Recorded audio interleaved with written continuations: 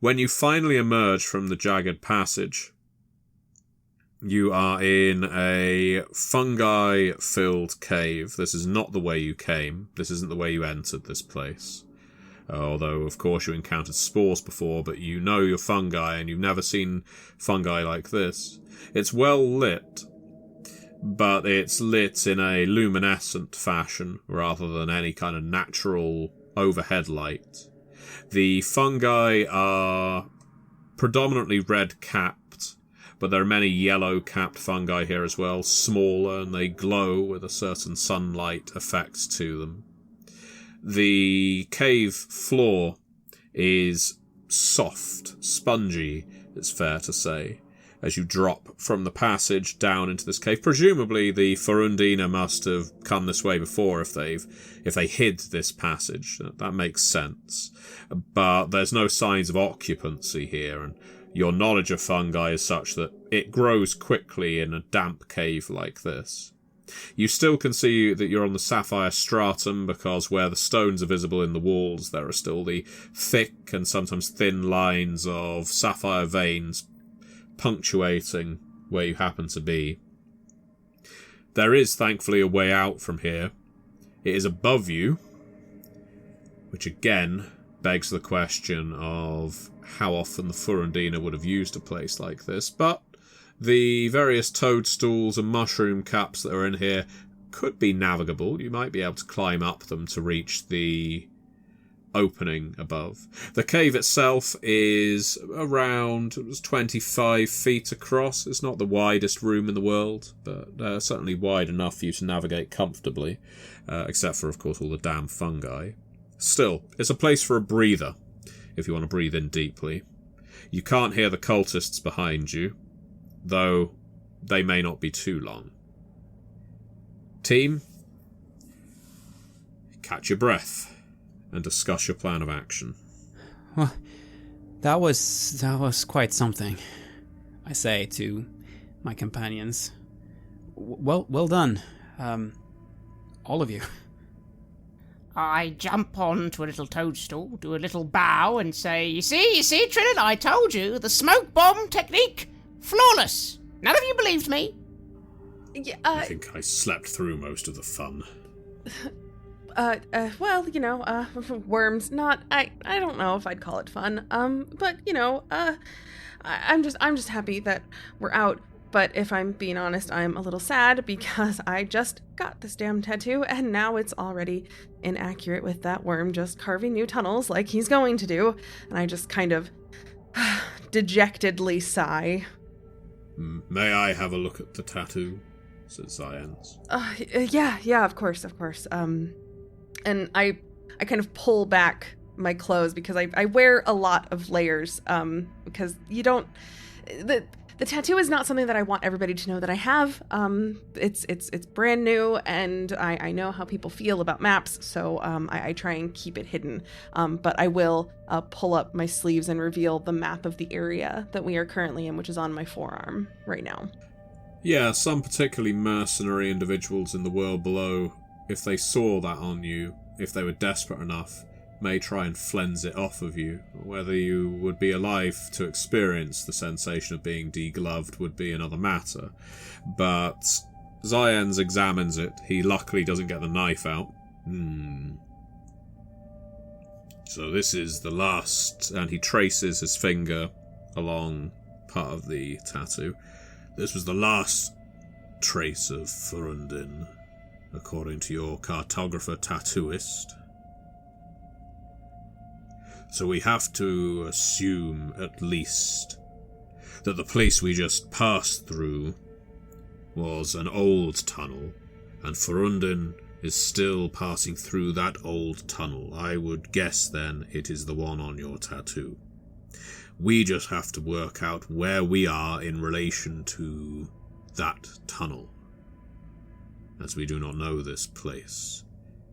He gets close, a little too uncomfortably close, and examines the fine inkwork that etches your skin. Trying to determine if the illustration tells us anything about a cave of fungi with an upward entrance. Well, perhaps there's ways to find out about that. Just need to listen. I say as I point my attention to the fungi in here to try to see if I can use their knowledge of this place as a way of navigating, as a way of finding out what it is that we're trying to find out here. As one of the myceli, as well as a farsighter, you do have a natural attunement to these things.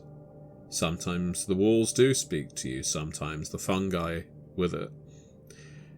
In another world, such talk would be seen as the ravings of a lunatic. The walls speak to me, the fungi tell me where it is safe and where it is not. I can see just by looking at a mushroom whether it is poisonous or heartening. You can say these kinds of things in the world below because it's true. You listen to the gentle creaking of the fungi. Yes, you can actually hear them grow in here. It's minute growth, but as they do and fibres separate or snap together, you can hear it quite clearly, Trillin, better than anyone else. And so with a slight and occasional pop and squeak, can I ask you to make a survival and cunning roll, please? That is 3. Are you just listening, or are you asking them a question? Perhaps I listen first. They must have some reaction to what has just happened. Us showing up here, Frundin passing by, all these things. I believe in listening first and speaking next. The first thing you pick up from them is fear. The sheer vibrations, the quakes that probably follow Furundin's passage is enough to terrify even simple-minded creatures such as these, if they can be said to be creatures. They know that deep tremors can destabilize a home and separate spores from their parent fungi. It's, again, a strange thing to consider, but it's true. Their reaction to you is considerably more muted. You do not have the weight, the momentum, the sheer destructive power of Furundin, which is good. They aren't immediately trying to kill you, drive you back the way you came. You're not sure how they would. These do not appear to be animate in the sense of being sapient beings. They're not going to sprout legs and start coming after you with clubs. Again, this is good. However, what you are able to determine quite quickly, Trillin, is these fungi are not without defences. The yellow-capped toadstools do not serve a breeding purpose. They do not issue spores. They are grown specifically by the red-capped fungi, which are considerably larger, to act as forms of toxic defence. Namely, even if they are not physically disturbed, they can shake furiously and disperse a wide cloud of spores. And this wouldn't be the kind of spore that would render you unconscious. This is the kind of spore that would get into your lungs and at best corrode them and at worst make you a nest for this kind of entity. So if you're going to step through here, if you're going to climb on them, do so gently and with reverence for your environment. Whatever you do, do not go around kicking the yellow mushrooms. Then I will speak to them, and I will say, we do not wish to disturb you. Not for long. We want to move through here. We want to get out of here. Do not harm us, and we will not harm you. You pick up that some of the fungi are listening as much as they can. It's to vibrations more than tone. They're trying to pick up on peaceful intent, you think. That is your genuine intent, isn't it, Trillin? Yes. You're not intending on hacking them to pieces and forming provisions out of their substance. No, fungi are some of the most pure and beautiful beings that exist in the world below. I feel a genuine connection with them.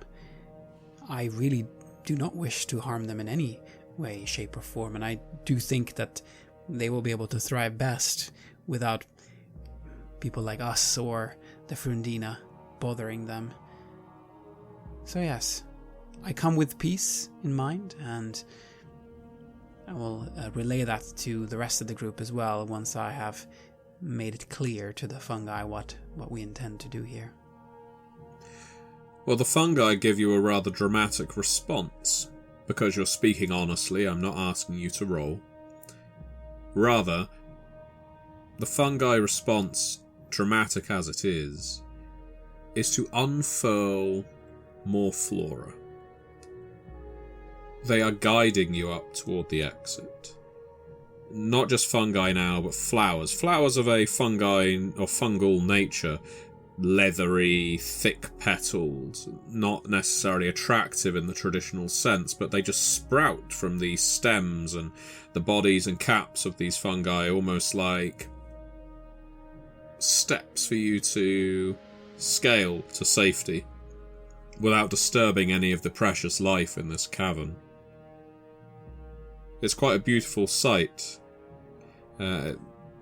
They clearly appreciate your attempt to be in harmony with the nature of this place. Not every plant is going to be so generous, but in this case, they are welcoming you and saying, go freely. Well, that's a pretty cool little trick there. I've spoken to them.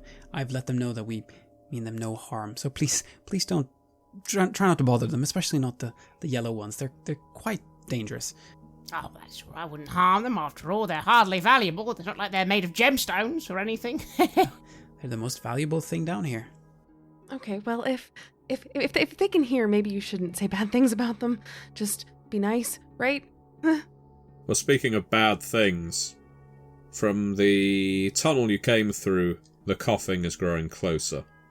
The cultists that you left behind, possibly joined by some of their compatriots, have decided that they're not going to go back to the Furundin tunnel, not yet. No, they're going to track down the sacrifices that weren't, being you. Once again, time is of the essence.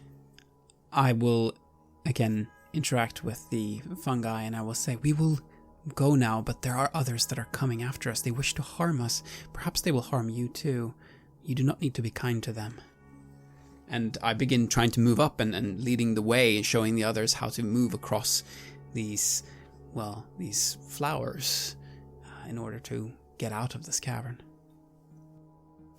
Yes, once again, no roll required for navigating them. They are really quite generous with these thick, leathery petals that you can step on like plants for your feet to rest on. In fact, there's barely any give as you put your weight down on them. You expect almost for them to struggle, but these fungi clearly contain a lot more inner strength than you would imagine. And so, as you get closer to the ceiling, Zions says, I'll handle this part, and launches his grappling hook. So that's what he carries everywhere, a grappling hook that doubles as a flail, up into the tunnel above you, finds a solid purchase, and starts climbing up, expecting you to follow. You could argue that a brave warrior would stay back until last, but Zions may well be brave, is also very concerned with his own self-preservation, and disappears into the tunnel above your head. I will follow rapidly behind, quickly grabbing the rope and climbing up. Indeed. I'm not the bravest one here, so I don't want to be last. Well, Trillin, you are last, which means you get to see some of the Furundina emerge into the cave, point upward at you, and bellow out all manner of invective. The petals beneath your feet start folding up, closing up, dropping off immediately, like dead limbs that the fungi no longer need. They just drop to the cavern floor. And immediately you see those jaundiced yellow toadstools start vibrating something aggressively. The spores, minute as they are, microscopic, are still in some way, perhaps due to your soul sight, visible to you. They are all tiny lives. And like microbes or viruses trying to get into the system of a healthy body, they swarm the Furundina, who have followed after you. Are you going to watch any further, or are you going to climb up to safety?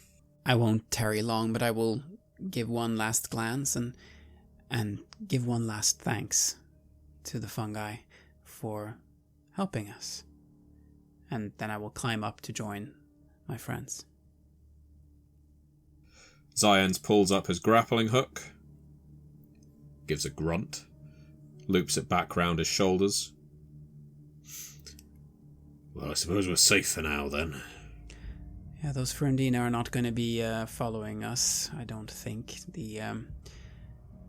Well, there's some spores that they will have to deal with first, and they will hurt a lot. Not our problem, I suppose. Not anymore. Well, the world below provides, Brother Trillin. And in this case, your fungal friends proved that. He gives you a knowing look. I nod to him, and I look to the others. Kiva, I was examining the map on your arm, as you know, before all of this happened. Yeah, it was a little close for comfort, if I'm being really honest with you. But continue. No, I am fairly certain that I can ascertain where we are. We are off the map, but not far from it. By my best guess. Do any of us have other maps in our possession, other parchments or skins that perhaps contain some of these passages and catacombs? I wrinkle my nose a little bit, for I do have my own map, my own personal, very secret map. A map that is... Well, I didn't make this map. I got it from a friend of a friend of a friend. But it is very, very accurate. But it is also very, very valuable. But I do trust Zion. So far, so I suppose in this scenario I very quickly will whip out my tiny little old weathered map and be like, well, yes, I mean, there's mine. But, you know, you can look at it from over here. Well, what I was going to suggest, Silhouette, was that we compare it to the map that is engraved on Kiva's skin. I suppose we could do that. Yes, all right. Just you know, it is easier to do that if they are close together. Well, I can... While this tunnel that we are in right now is small and angular and not well lit. Did we not bring any torches? Yes, but there is a time and a place for lighting torches, and right now, I think it is easier for you to just bring your map over here.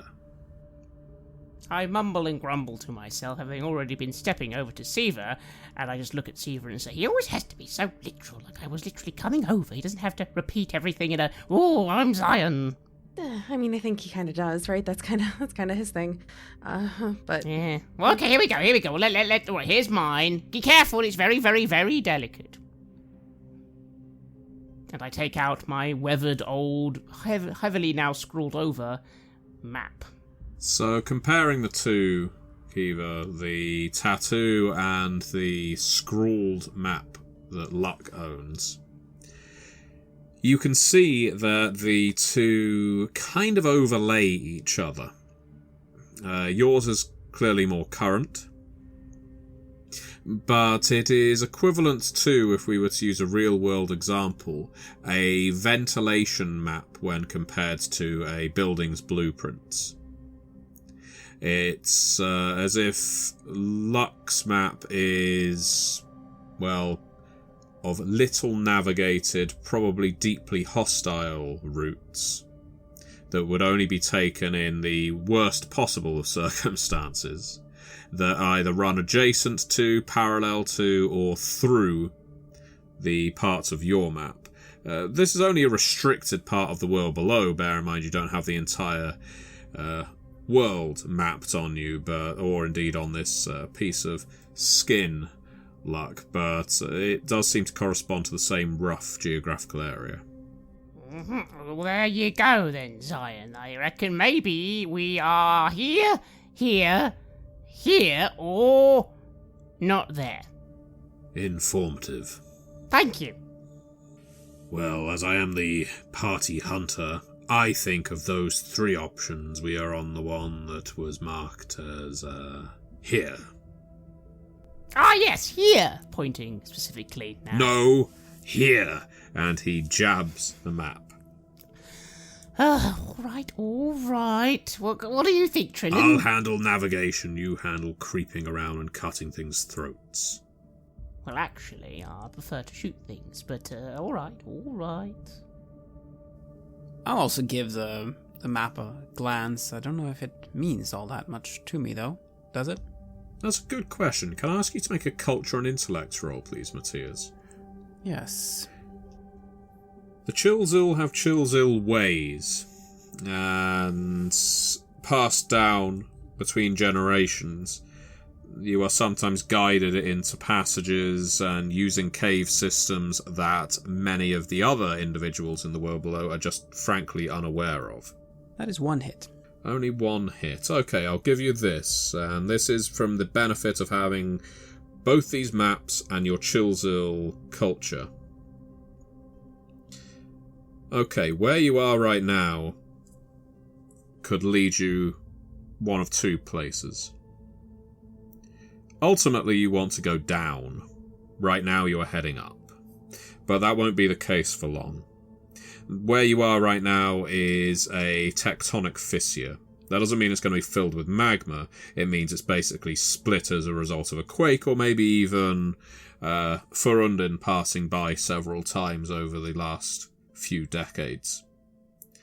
So, this is going to open up into something, and by your best guess, it's going to drop you back to the Many Ways Dark, the main thoroughfare, which is good in a respect because it means you're going to be closer to relative civilization, smaller communities, maybe the occasional settlement. However, that isn't your purpose. You're not trying to get to the Many Ways Dark unless you feel like you're in dire straits. The other option, and this is how you know the Chilzil have learned quite often to navigate, and corresponds more to Luck's map, is you actually navigate the Dark itself. The Dark is an element of a sort. This isn't just darkness. You can have a tunnel in darkness, that's one thing. You can have a tunnel in the dark, that is another. The Dark is absolute blackness. It is blackness that will resist being illuminated. It is blackness that houses creatures that only live within the dark. Now, it's not to be mistaken for the Abyss. The Abyss exists as well, and the Abyss is a life-draining, life-impossible, absolute anathema to chaos element that exists only at the world below's lowest levels. You don't have to worry about that too much. But the Dark is still no picnic. Where you are now, this crack, yeah, you could navigate your way back around this tunnel, get to the Many Ways Dark, and maybe find a different route back onto Lequero's map that he provided. Safety, but longer. Or you can take the shortcut, which is always appealing, of transitioning via the Dark itself. This is how the Chilzil of old would navigate, though there were dangers, and this is what Luck's map allows you to do, though there will be danger. And science is guiding us towards the Many Ways, right? Zion's looks at you, Trillin, seeing what you're thinking. My point is that I am the scout and navigator. and therefore I am responsible for you, and Laquoro lost his party down here. We do not know if he was being pursued by Furundina or if there were other creatures, but something more than decimated his party. My responsibility is for your safety. I have already failed in that once, allowing you to become trapped by the Furundina. I can take you to the Many Ways Dark. We can start our exploration anew, away from these worm creatures, but it will be a longer hike. But I am also respectful of your abilities, and he says that looking at all three of you. If the three of you feel that we can survive the dark, we may reach the point on Laquoro's map, navigate it all, and not only will we have a worthy map to take back to the Guild of Cartographers and Stratigraphers, but it will be a map that connects, and he pokes you in the head, Trillin. Your knowledge pokes Kiva in the arm, your tattoo, and pokes the skin that Luck is holding, and your map, making all of them more useful. That is what we must do then. It will be dangerous, yes, but the rewards will be even greater, and the benefit to all of us living down here as well. We must risk it. I reckon you've got a point. Yeah, I mean, what's the worst that happens? We all die a horrible, horrible, vicious death, and then it doesn't matter, and it's somebody else's problem, right? Well, actually, the worst that could happen is the entire world ends, but then there would be no one to worry about it, so yeah, that's how I always see it. If you ask a Hadean, that has already happened. Oh. So I do not worry about these things. Exactly. Let's go, and Trillin, you can do your thing, and you'll be able to see, and I can hear, and we'll all be fine. Yes. It's unlikely we will find many people to talk to in the dark. We will have to maintain some silence, maybe communicate with taps and hand signals where we can even see our hands. I suggest I lead, and so if there's any dangers ahead, I will encounter them first. That's very brave. Science. The world below provides me with a stronger arm than you. That is correct. Well, then we should get going. Zions clambers on ahead. Always a great source of humour and levity. I just look at Siva and give a big thumbs up and say, "See, Siva, all according to plan." No, I don't think it is. I don't think that I had get abducted by worm cultists on the plan. I don't think any of this is on the plan. You and I plan for very different things, I think. I plan for the worst and hope for the best. But sometimes the world surprises you, doesn't it? And just throws you a curveball. I suppose that's true. I don't know. I don't find too much surprising. Although one time there was, Cragger the Destroyer, but she's my, cousin. She's a funny one. But anyway, let's go. He said be quiet, so shh. Yes, taps and hand signals. And I will follow. The darkness is claustrophobic. It is oppressive. It is almost suffocating. This is when you know that you're passing from natural darkness to the dark. Zions has a rope. It's a vine, in fact, that's been tightly bound, and ties it around his waist, loops it back so that every single one of you can hold on to it. It's like a climber's rope. He says that he will pull on it if there is danger up ahead, otherwise, as long as it keeps moving at a steady click, everything is well. But really, it's difficult. It is difficult in the extreme. It isn't that you are suffering injuries as you go. It's that you lose all sense of up, down, left, right. At some point, gravity seems to become non-existent in the dark.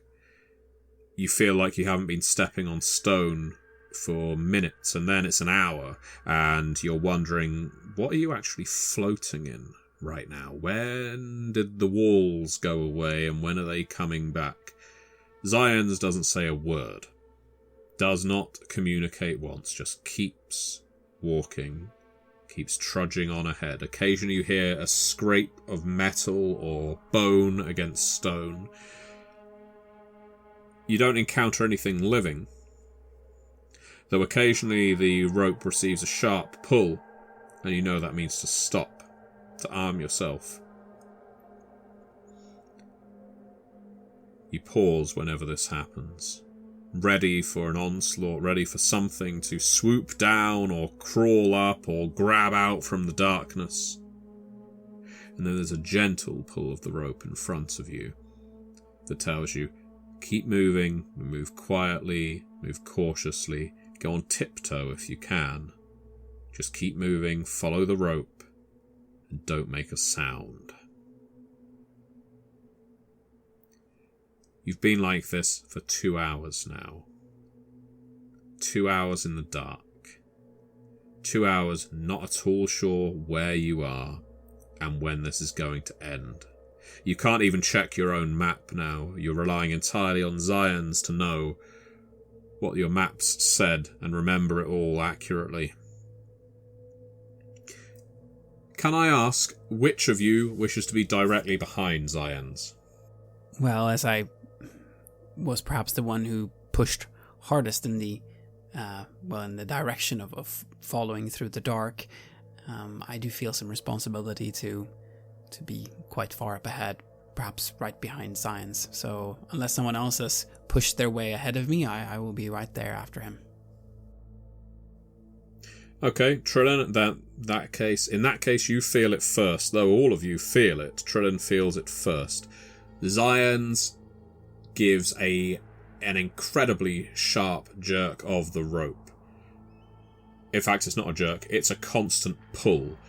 He is suddenly running or falling or being dragged. He is not making any sound, but you can hear sounds up ahead. First of all, survival plus cunning from Trillin. 1 hit. 1 hit. Okay, 1 hit tells you Zions is falling. Who's at the back, Luck or Siva? Me. Okay.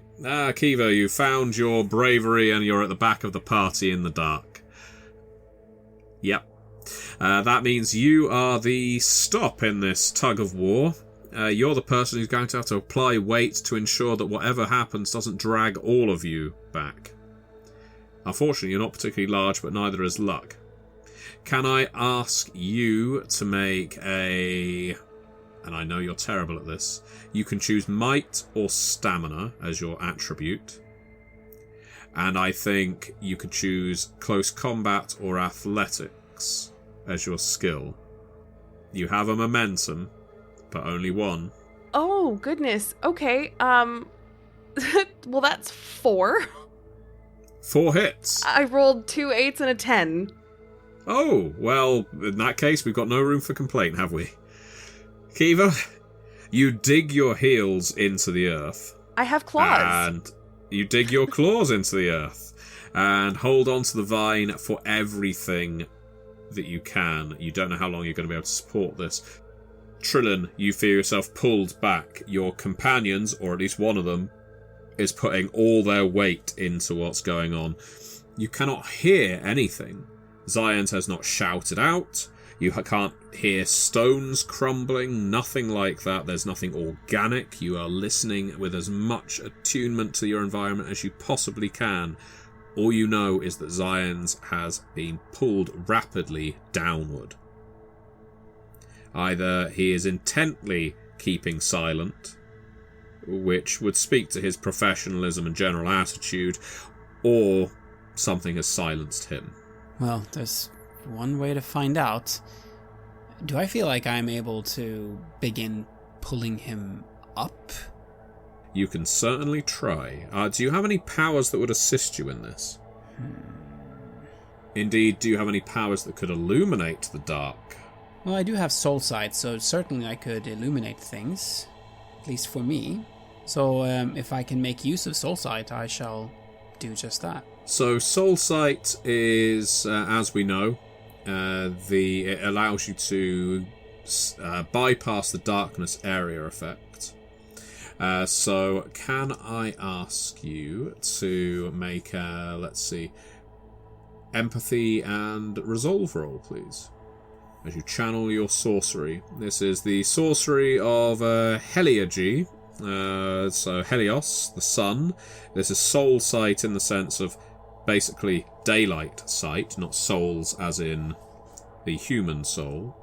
And farsighters such as Trillin have access to the sorcery, most of them. It is a basic sorcery, so pretty easy to use in general.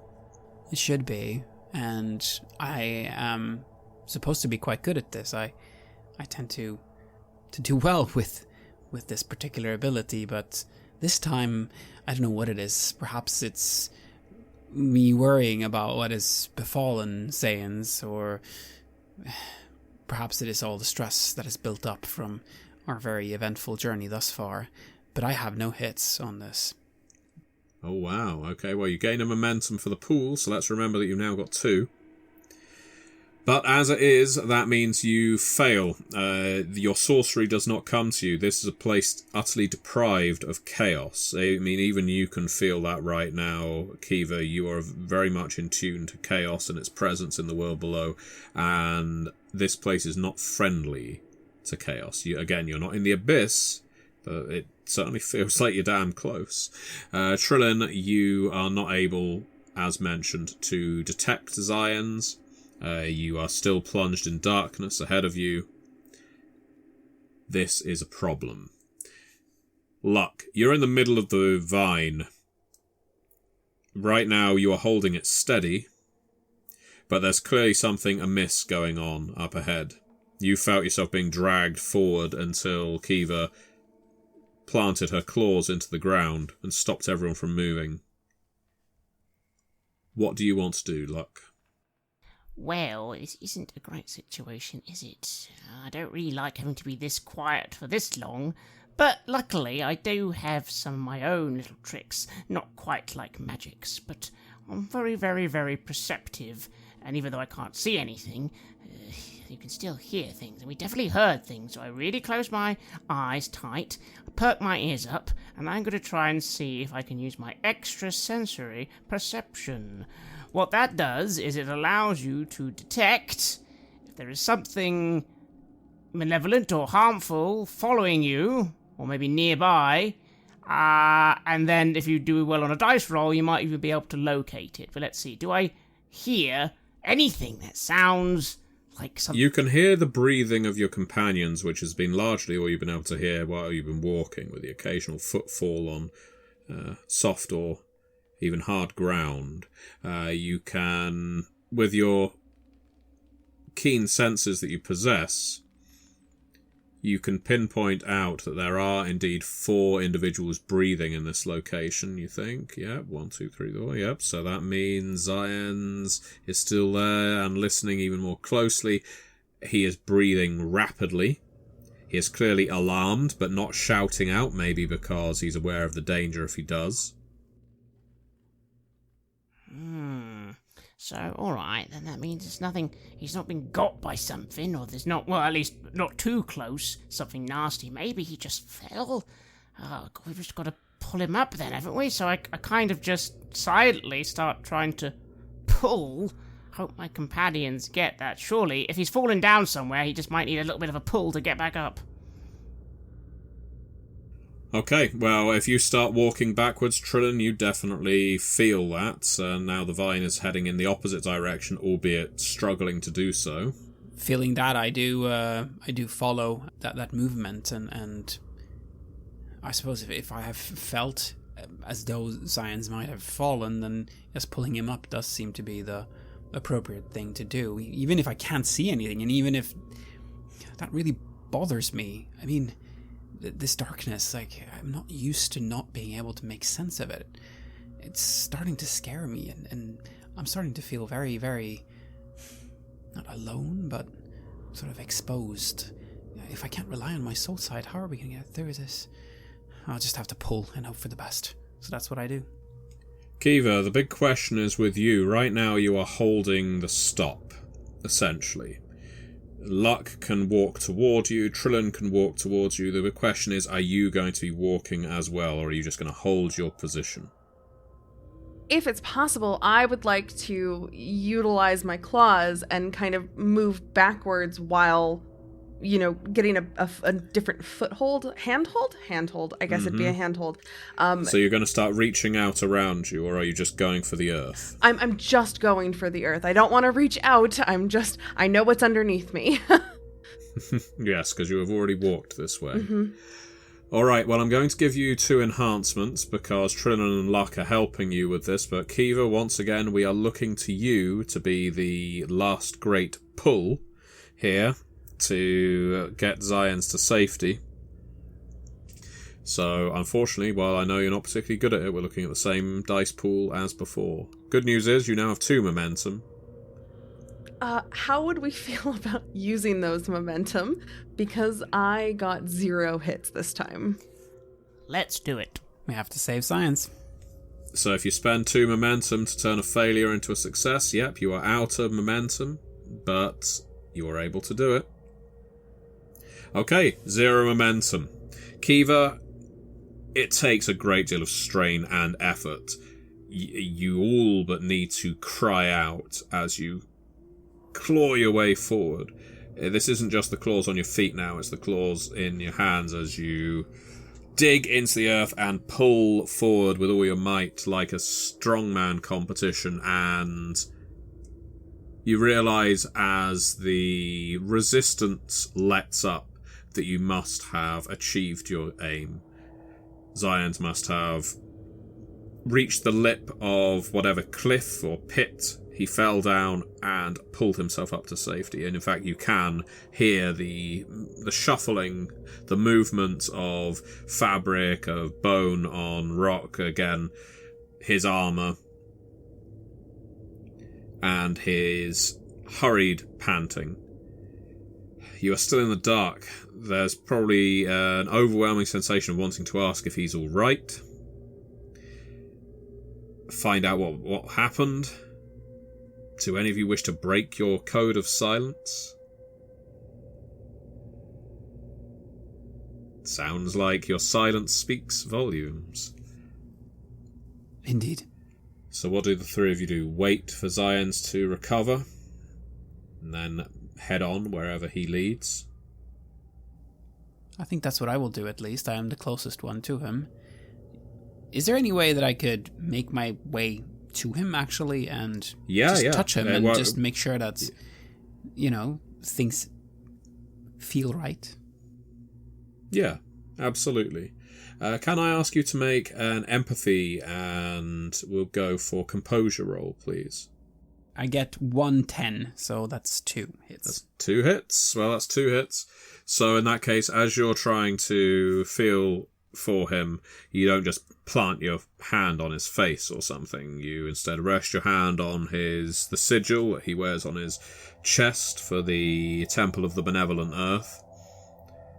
And he instinctively knows that it's you. He takes your hand. It's not violent. There's just a clear reassurance there. You can feel that he's shaking. He's scared. He did not anticipate that. But your presence there does calm him. I try to speak in that way that I sometimes do to the world here. I just try to give off the most positive vibes that I possibly can, just to let him know that he's not alone here and that it's going to be all right, that we're together. It's about 20 seconds of this quiet meditation, this attempt at telepathy almost, or emotive telepathy, before he is able to, or ready to get back up to his feet and more tentatively start walking. You wonder if perhaps Zion's got overconfident, that you'd been walking for 2 hours in the dark, and while there were threats that he anticipated, you hadn't encountered anything, and then an accident occurred. You don't know. You can't know. not yet, but soon, as he continues leading you. It's a slow walk now. You think another hour has passed, maybe, but it's difficult to gauge. You're more aware of your surroundings now. It was easy for everything to become quite dreamlike before, with all the floating sensations and your surroundings disappearing, even each other disappearing except for the sounds of light breathing. But now the adrenaline is up. You are able to sense each other's presence, and the presence of not just the world around you, but life around you. In some respects, Trillin, this is quite reassuring. If life is being felt around you, it means you are exiting the dark. In some ways, Luck and Kiva, this is worrying, because the lives you can sense around you are not big, they're not outwardly threatening, they are multitudinous. We're talking insects, shelled beetles, spiders, even flying creatures that would love nothing more than to feed on people like you if you made yourself a tasty snack. But as it is, Zion stays the course. Eventually, lichen, you can see it in the distance, glowing in tendrils down the walls. He hurries his pace. Thankfully, this time he's not being led into a trap. And when he finally gets there and you can see his silhouette in front of you, and he collapses to the floor, back against the wall, takes out his small canteen, takes a drink.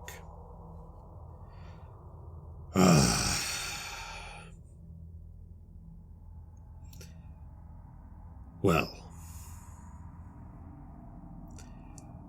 you're out of the dark. You're in a well-lit cave, as far as anything is well-lit down here.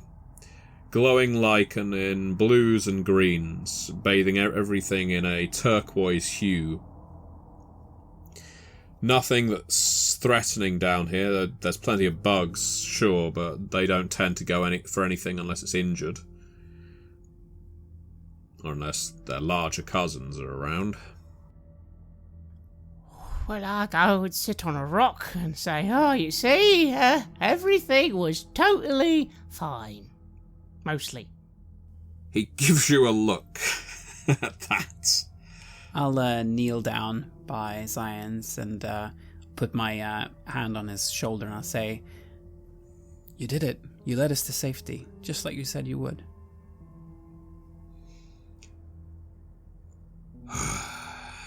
That was a close encounter. I could fill a small book, I imagine, with some of the creatures we avoided down there. But that precipice, how I didn't sense it, how I didn't... That was foolish of me. But you weren't alone, and we were there to catch you. So you could continue leading us. I won't bother your mind with nightmares of what was down there, but I came within a hair's breadth of touching it. Oh. I do thank all three of you. I know we are companions, after all, and equal in the world below's eyes, but that doesn't mean I can't extend gratitude. You hear kind of like a muffled acknowledgement noise, and if you turn, you'll see me just kind of splayed out on the ground.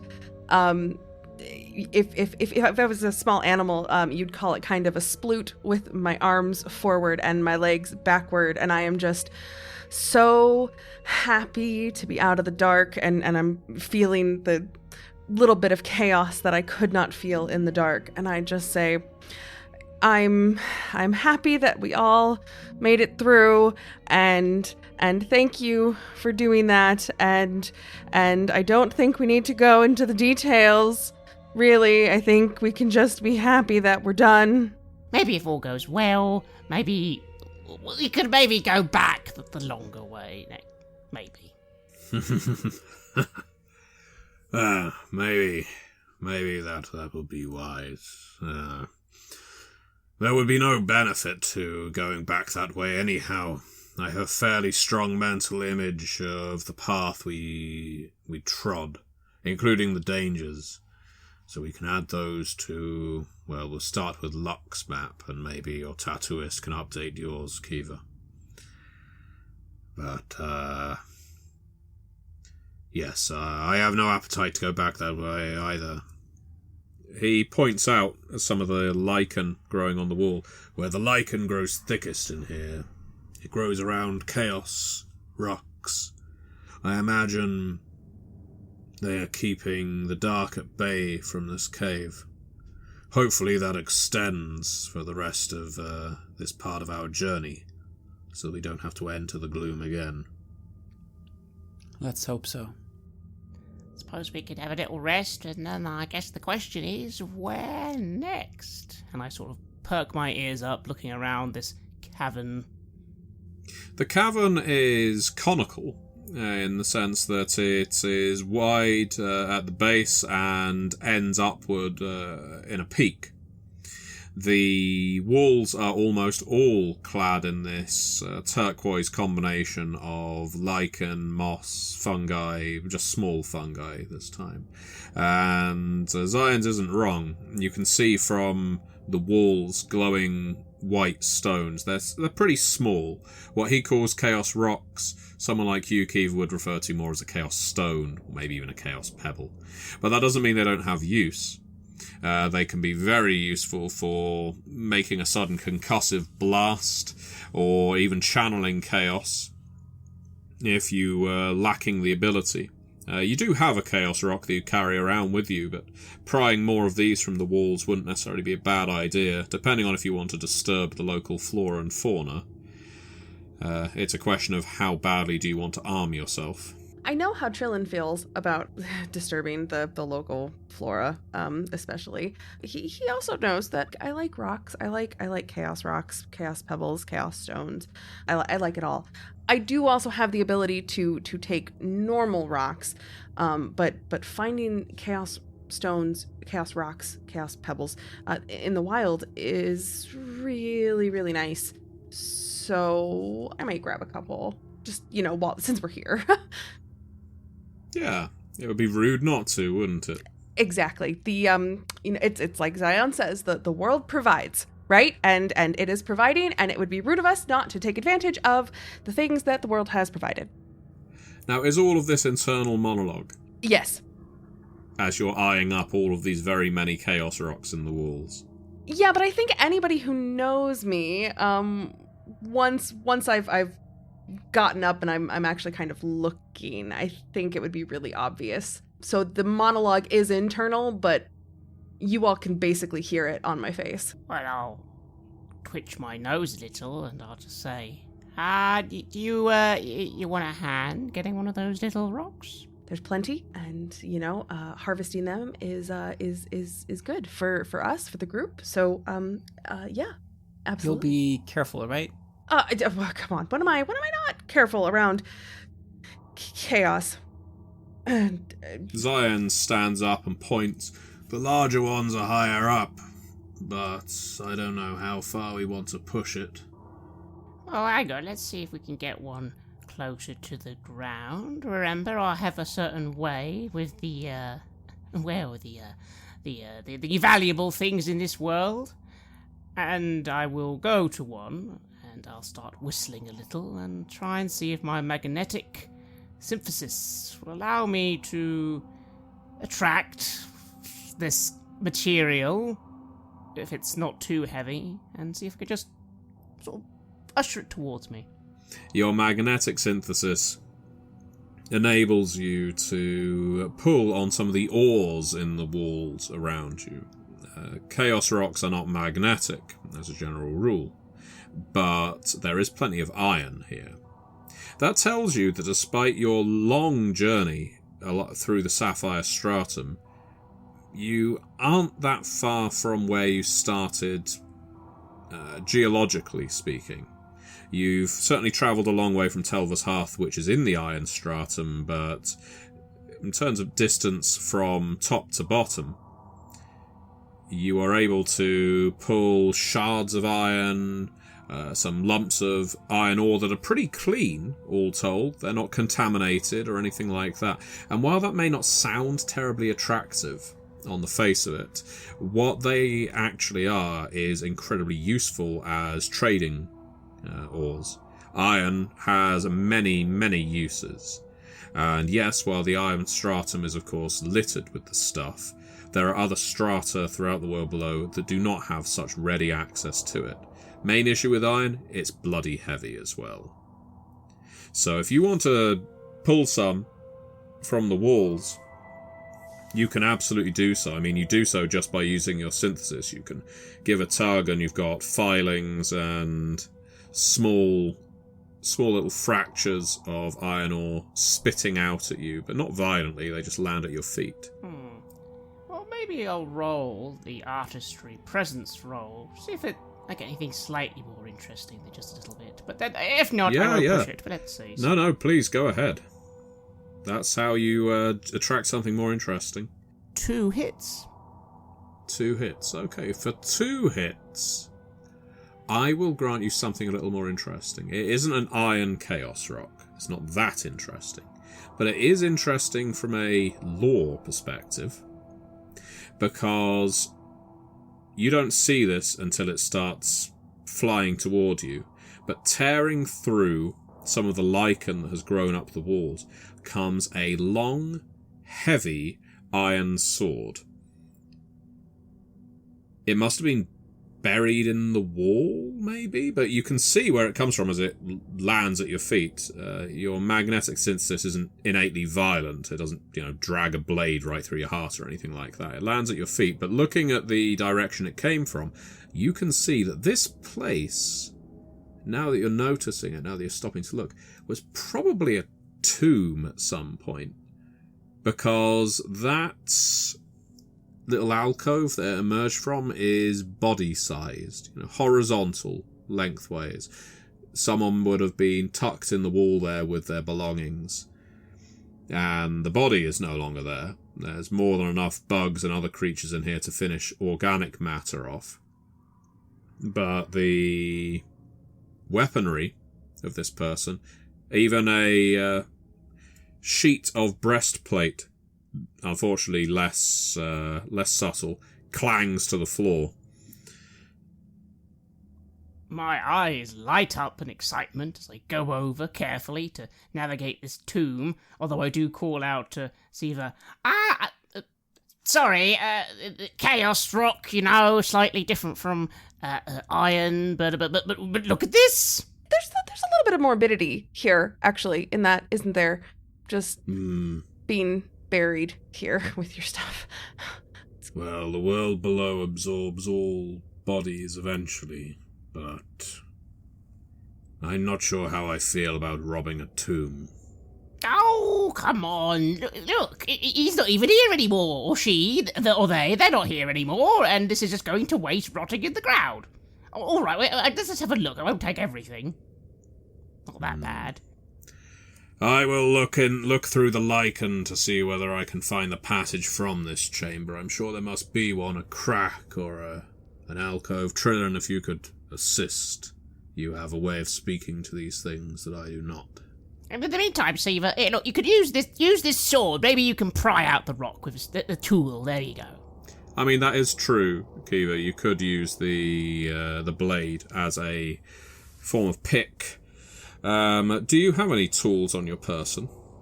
The only tool that I have is my little bejeweled dagger. It's actually filled with chaos stones, but they're kind of like the chaos is gone from them. So it's more just kind of decorative. I mean, it is usable, and it is on a little chain, so I can always keep it close at hand. But I mean, a big sword might be easier to use than the little. I mean, it's better for the bigger rocks, right? Yeah. Okay. Can I ask, Kiva, if you are going to be using this weapon as a form of mining tool, We could go for either science or technology plus intellect. And I would be looking... Oh, not intellect. I think we could use... Intellect could work if you're trying to think your way around the problem. Might could work if you're just trying to use brute force. If there is a different combination of skills and attributes that I haven't mentioned that you think would work, go ahead and suggest them. Otherwise, what you're trying to do is pry out the largest chaos rock that you can that is feasible for you to carry. Yes, that is correct. And in this instance, I'm not the brute force type. I'm the brains type. So finding the rocks that perhaps there's one that was moved a little bit or looks a little bit looser after pulling any of the iron or shifting any of that around. But yeah, science and intellect is going to serve me a little bit better, I think. With my 6 dice, I managed 4 hits. 4 hits, very nice. In that case, you pry out a loose one, and it's the size of a head. It's bigger than you thought it would be because it goes deeper into the earth. This is what 4 hits gets you, than was obvious when you started prying it free. There's one problem, however. As it lands in your hands, you see dozens of tiny bugs on its reverse. They were in the wall, and you're able to sweep them off the thing easy enough. Unfortunately, you can see even more of the damn things, hundreds of them, maybe more, pouring out from the hole you've just cleaved into the wall. Trillin and Zyens, Trillin in particular. We're looking for a way out of this cave. Yes, we are. Can I ask you to make an attempt to find said exit? If there is a power you wish to use, or a skill and attribute combination, go ahead. Well, survival would make sense, I suppose. Mm-hmm. And that could be combined with... What would you suggest? So I would say survival, and given that you've just heard a thud and the sudden cry out from Kiva, let's go for resolve. You don't want to be distracted. You need to keep your eye on the prize. You need to get out of this room quick. It seems every damn place you stop in this journey, you always have to leave it quickly. That is 5 hits. 5? Wow, okay, well, no problem then. It's actually pretty close to the way you entered. You're not going to be doubling back so much, but you are heading back in roughly the same direction. Hopefully, again, not into the dark itself. But you're able to cut a thin strip from the lichen without disturbing the overall mass of this plant.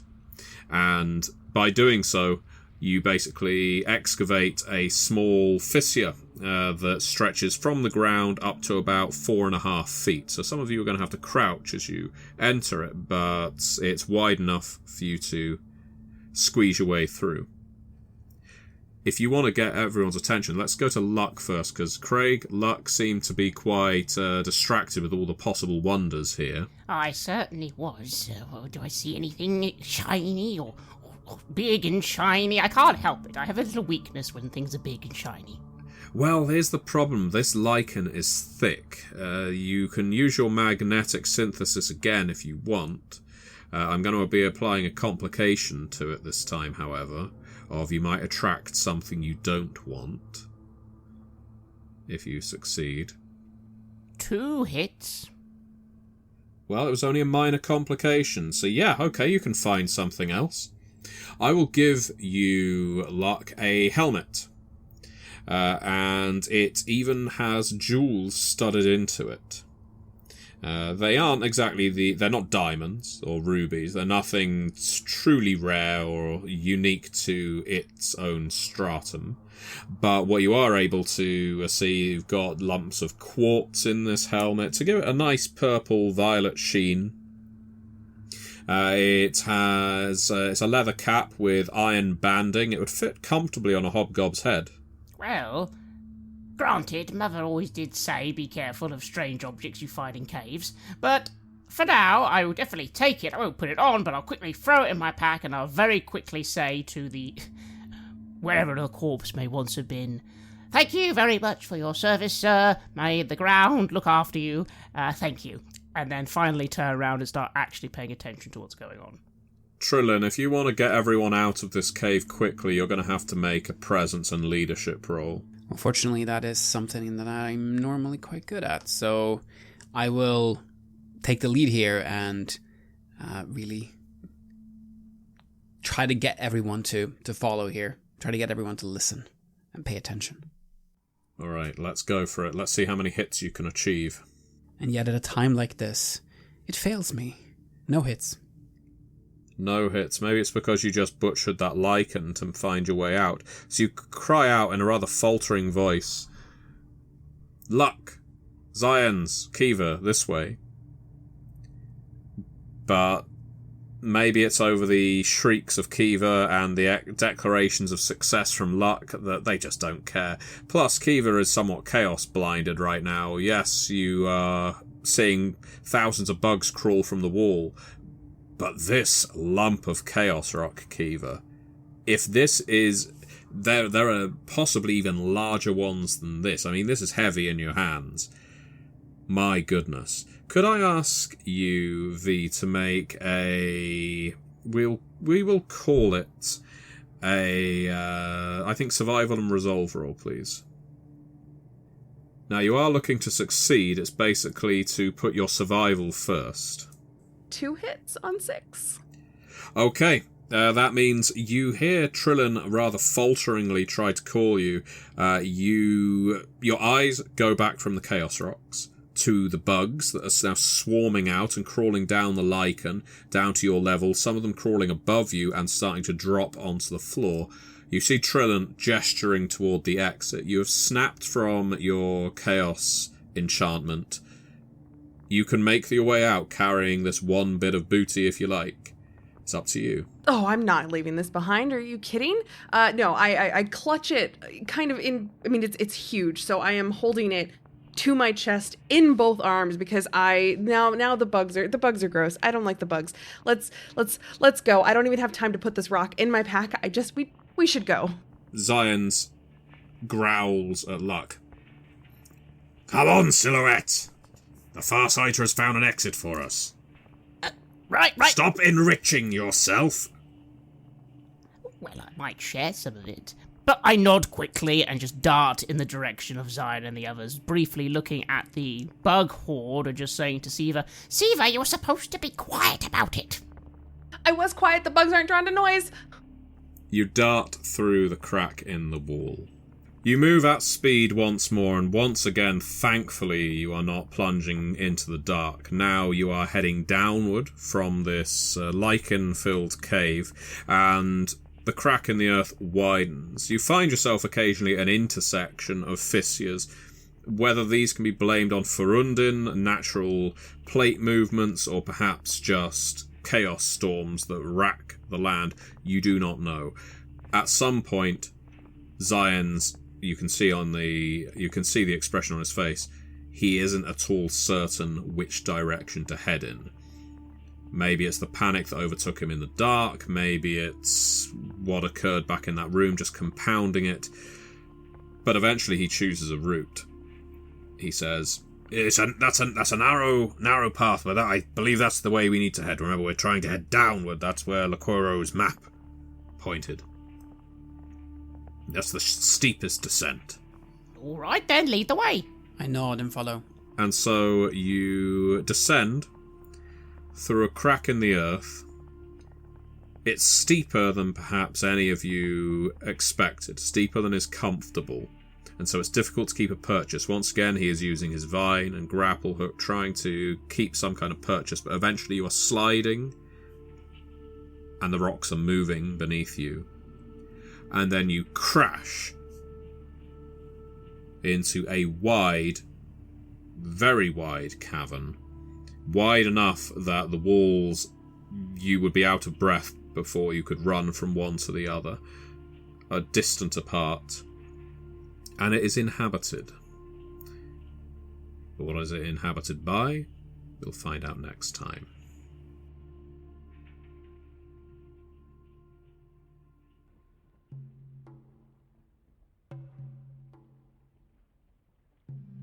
You have listened to an episode of Red Moon Roleplaying where we play the Serpent God's Fangs for The World Below. The World Below is published by Onyx Path Publishing, and you can find the link to the game in the show notes. Joining us in this series are none other than V from Queen's Court Games and our dear friend Matthew Dawkins. The music was made by Ager Sonus and was used with permission from their label Cryochamber. Check out their website at cryochamber.bandcamp.com or their YouTube channel for some moody dark ambient for your gaming table. We would like to give massive thanks to our champions of the Red Moon, Martin Heuschober, Simon Cooper, David, Julia, Camilla, Bob Lange, Cameron, Antxon, and Graham Barey for their generous support. And we would of course also like to thank all of our other patrons. Without your support, the show would not be possible. If you want to support our work, please check us out on Patreon. You can get access to bonus campaigns for Cult of Divinity Lost and Coriolis there, as well as get early and raw access to all of our recordings. You can also hear your name read on the show as a champion of the Red Moon, as well as play Cult with us. Most importantly, that support is what keeps the show going, so do check us out there. Thank you again for listening, and remember that the world below provides.